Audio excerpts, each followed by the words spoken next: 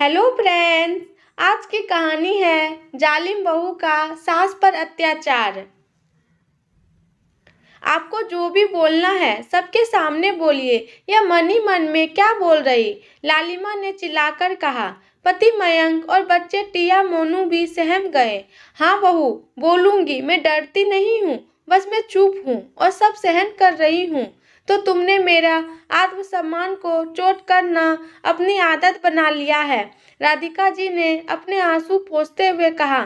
हाँ जी, तो आज मैं भी तो सुनूं, क्या कहना चाहती हैं आप? पापा जी की और आपकी की गई मेरी 15 साल की सेवा का क्या बदला दे रही हैं? लालिमा जोर से बोली। बहू, 15 साल तुमने सेवा की है तो मैंने और तुम्हारे पापा जी ने भी कोई बैठकर रोटियां नहीं तोड़ी। 2 साल में 2 बच्चे कर दिए तुमने। जहां मेरी बिटिया को सास ने उन्हें डिलीवरी के बाद 10 दिन में खड़ा कर दिया, वहां मैंने तुम्हें पूरा महीना बिस्तर में उठने नहीं दिया, एक पैर पर खड़ी रही। तुम्हें तुम्हारे बच्चे को तकलीफ ना हो तो पूरा परिवार अकेले संभालना रहने दो बहू। हम अपने सेवा किया हुआ गिनाने पर आए तो तुम अपनी ही नजरों में गिर जाओगी। राधिका जी हाँफ रही थी पर उन्होंने बोलना जारी रखा। अरे कोई बताएगा क्या? मयंक बीच में बोला। बेटा, अब शरीर में पहले की जैसी ताकत नहीं रही, शरीर क्षीण होने लगा है। फिर भी सोचती हूँ, बैठी हूँ, उससे कुछ न कुछ करती रहूँ। उन कामों में छोटी मोटी गलतियाँ हो जाती है, बहू सुनाने में बाज नहीं आती। आज इस घर की मालकिन बनी है, वह अधिकार मैंने ही दिया। खुद ब्याह कर जब इस घर में आई, मैंने अनेकों गलतियां इसकी माफ की। आज पिताजी की कमाई बंद होते ही जब घर तुम्हारी कमाई से चलने लगा तो इसके तेवर ही बदल गए। हाँ तो माँ, इसमें लालिमा कहाँ गलत है? अब 2 जनों की जगह 1 जन की कमाई से घर चलेगा तो नुकसान पर तो बोलेगी ही। महीने का पूरा बजट बिगड़ जाता है। मयंक ने पत्नी का साथ दिया। वाह बेटा, शाबाश। सिर्फ बहू नहीं, बेटा भी बदल गया है। राधिका जी ने खुद को संभालते हुए बूढ़े माता पिता की दवा, 3 बच्चों की पढ़ाई, बेटा का करियर, बेटियों की शादी, अकेले तेरे पिताजी की कमाई से सब काम हो जाने, कितना संघर्ष हम मियाँ बीबी ने बच्चों को लायक बनाने में किए।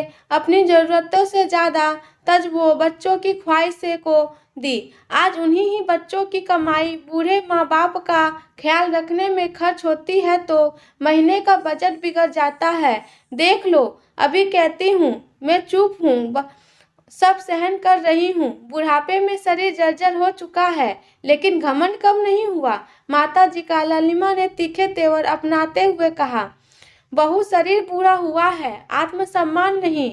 खैर, जब अपने पेट के संतान ही बदल जाए तो तुम तो पराई हो।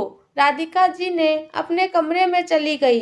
राधिका जी के स्वर्गवासी पति सत्यप्रकाश जी अपने वसीयत पत्नी को बराबर हिस्सेदार बना गए। यही बात लालिमा और मयंक को चुभ गई थी। दिमाग में यही था कि पूरी उम्र सेवा हमने की, इकलौता बहू बेटा है तो सब कुछ हमारा ही होगा।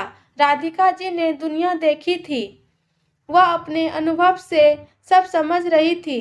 कल तक जो आदर्श बेटा बहू थे आज अचानक कैसे बदल गए? क्या हुआ, क्या था? चलिए जानते हैं। पिताजी के बीमारी के बाद से ही खाने में भोजन, तेल, नमक इत्यादि कम हो गया था। ऐसे ही भोजन की आदत हो गई थी। अचानक जब लालिमा ने खाने में तेल मसाला यह कह के बढ़ा दिए कि सारी जिंदगी हम क्यों फीका खाएं, और भी कई गैर जरूरी बदलाव किए गए।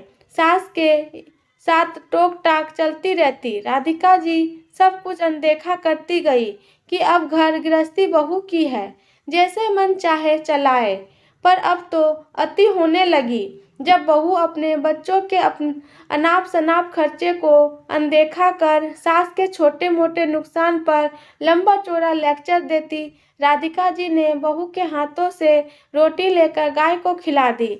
यह मेरी हिस्से की रोटी है।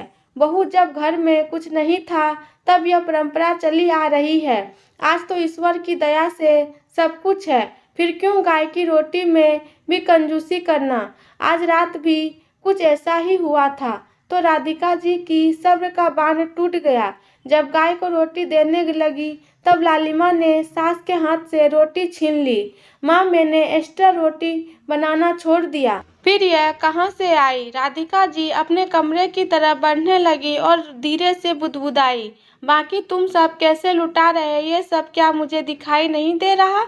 बस इसी बात से कलह शुरू हुआ था, जो अब शांत हो चुका है। बेटा बहू को समझ आ चुका है, माता जी के साथ अब ज़्यादा चू चपर करे तो उनकी मौत के बाद मिलने वाला हिस्सा भी कहीं हमारे हाथ से न निकल जाए। आज राधिका जी को स्वर्गवासी पति पर गर्व महसूस हो रहा। वसीयत में उसका हिस्सेदार रखने के पीछे का छुपा हुआ रहस्य समझ आ चुका था। आशा करती हूँ कि आपको यह कहानी पसंद आई होगी। मेरे चैनल पर नए हैं तो चैनल को लाइक, सब्सक्राइब और शेयर करना बिल्कुल ना भूलें और पूरी वीडियो देखने के लिए आपका बहुत बहुत धन्यवाद।